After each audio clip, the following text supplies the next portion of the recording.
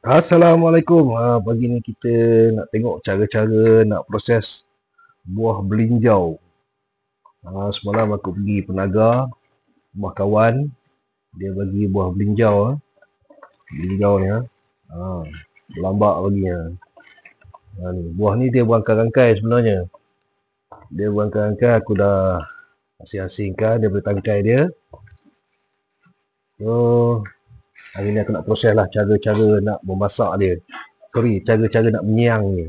Okay. Buah belinjau ni, kalau dia dah kuning macam ni boleh lagi.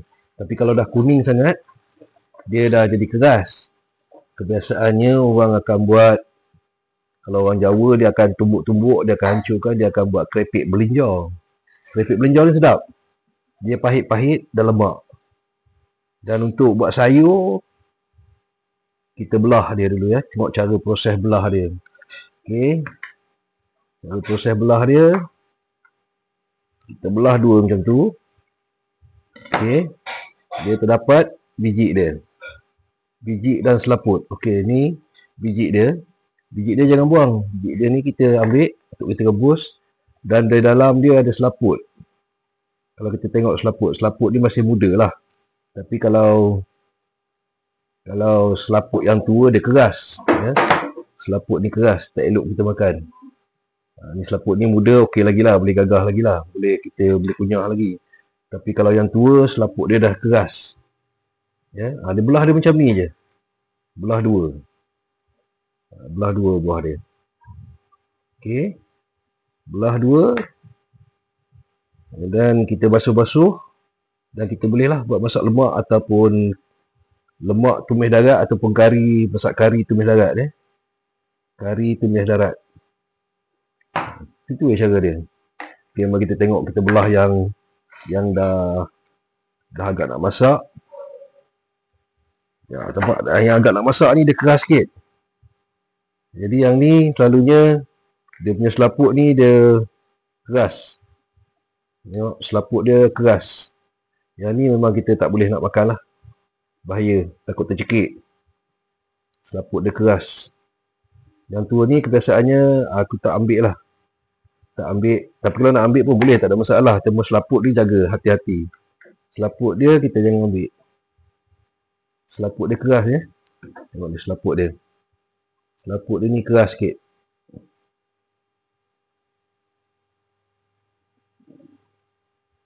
Tu selaput dia. Selaput dia keras. Jadi kita tak ambil selaput dia. Tapi kalau yang muda okey je. Yang muda okey je. Yang ni kalau kita rasa kita tak ambil pun boleh, tak ambil pun tak apa. Sebab dia pada aku kalau banyak tak payah ambil lah. Kalau kita tak ada, masuk je lah. Kita masukkan sekali je lah.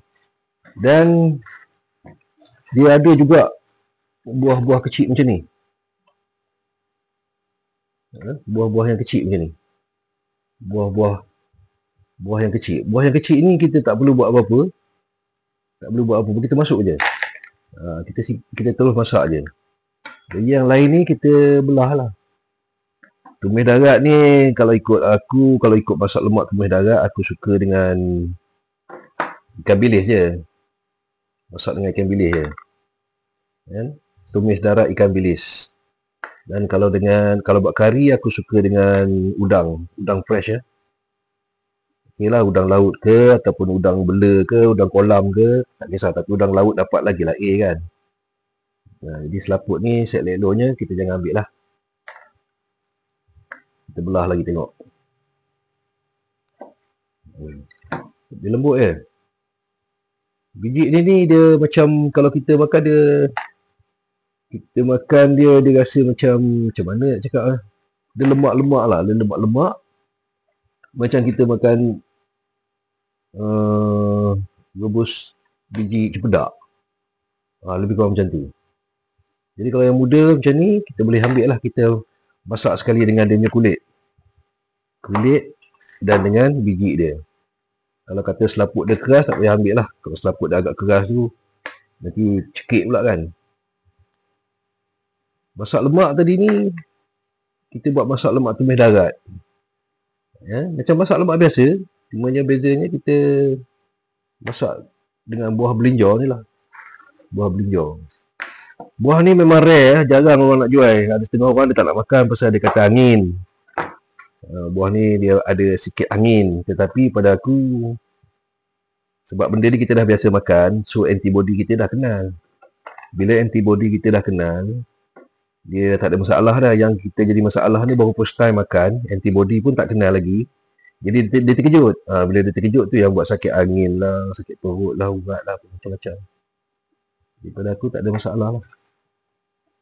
Apa benda pun macam tu. Apa benda pun dah kita biasa makan, daripada kecil kita dah biasa makan. Jadi antibody kita pun dah kenal pasti dah. Oh ni buah brinjal, oh ni buah cempedak, oh ini buah nangka, oh ini buah durian. Jadi dia tak ada masalah. Yang masalahnya kalau first time kita makan, yang tu ada konflik sikit lah.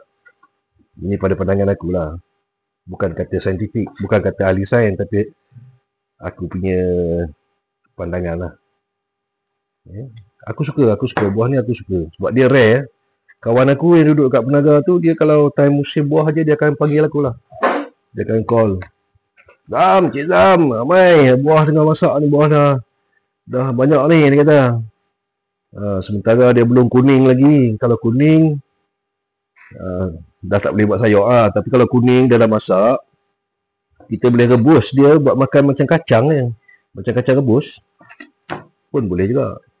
Kalau dia dah kuning kan, janganlah kita buang. Jangan kita buang, kita ambil je. Sebab buah ni memang rare. Jarang ada orang tanam, dan jarang kita dapat orang jual di pekan-pekan hari ya, pekan Sabtu ke, pekan Minggu ke apa ke. Macam ni dah kuning lah. Dia dah kuning ni dia keras lah, dia keras sikit lah. Biasanya kalau kuning ni aku tak ambil lah. Aku kalau nak ambil pun aku ambil isi dia, ataupun kadang-kadang aku tolak sebelah lah. Sebab buah ni banyak ni. Jadi kalau ikutkan banyak ni, boleh sekampung makan. Banyak. Itu pun aku stop dia semalam. Dia nak ambil dekat satu pokok. Aku cakap tak payahlah banyak-banyak. Sebab ramai orang yang tak boleh makan. Dia orang tak nak makan. Dia tak tahu nak masak. Belinjau. Cuba boleh google lah belinjau. Memang buah ni buah rare lah orang kata. Tapi bagi aku anak kampung ni, buah ni tak rare lah. Bagi aku dah biasa makan lah. Sebab dulu di kampung aku, masa dekat Perak, sebelah rumah tok saudara aku, pokok dia besar. Memang selalu kita orang ambil buah belinjau ni. Yang masak kita rebus, buat makan macam-macam kacang. Dan yang mana yang muda-muda tu, mak aku akan buat masak lemak. Masak lemak, itulah nostalgianya cerita pasal buah belinjau ni. Buah ni, nak ambil dia kena ambil masa, kalau petang dah, malam tak boleh. Dah agak-agak dah gelap tak boleh dah. Pasal apa? Pasal buah dia ni, colour dia sama dengan daun. Jadi kita nak bezakan dia dengan daun ni jadi payah. Jadi kalau nak ambil eloknya tengah-tengah hari ke, janganlah tengah hari rembang kan. Tengah hari maksudnya cuaca terang lah. Cuaca terang, matahari pun tengah terang. Yang tu paling mudah lah nak ambil. Sebab dia punya apa tu? Dia punya rupa dia dengan daun tu sama, sekata. Kalau yang hijau ni lah. Kalau yang kuning tu kita boleh nampak, dah jauh lah kita boleh nampak lah. Tapi kalau yang hijau ni, kita payah nak tengok. Buah dia ni, dahan dia rapuh. Kalau orang nak panjat pun bahaya juga. Tapi aku cuba kait je lah. Kait guna galah Kait punya tu. Ini dulu memang makanan kampung lah. Kita orang kampung kan. Biasanya kita akan jumpa lah benda-benda macam ni. Macam mem aku, dia kata dia makan angin. Tapi dia makan jugalah. Bukan dia tak suka. Dia kata dia tak boleh makan. Sebab dia anak orang pekan. Aku ni anak orang kampung. Apa pun sapu je. Kalau orang duduk pekan ni, dia tak biasa makan. Dia kata benda ni macam-macam lah. Berangin lah, itulah je kan. Pada aku okey je. Tak ada masalah. Itulah cerita dia. Jadi aku suka buat video kalau benda-benda yang rare macam ni, aku suka buat video lah. Kalau biasa-biasa macam asparagus ke, brokoli ke, itu tak payahlah. Itu orang sekarang dikenal. Kan? Itu semua makanan orang-orang yang duduk di bandar-bandar besar, yang dah biasa dengan kehidupan bandar raya, tak biasa dengan kehidupan kampung. Itulah makanan dia. Tapi kita orang kampung ni, makanan kita lain sikit. Benda pelik-pelik kita makan kan. Pada kita tak pelik pun sebenarnya. Pada orang yang tak biasa lah, dia pelik lah kan. Itu je. Pada aku, benda ni tak pelik pun. Biasa-biasa. Sebab aku anak kampung.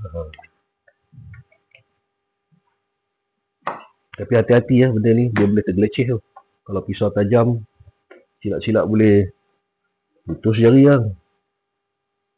Macam pisau aku ni, pisau Oneda ni. Pisau Jepun ni memang tajam. Jadi kena perlu berhati-hati. Sampai terpotong jari.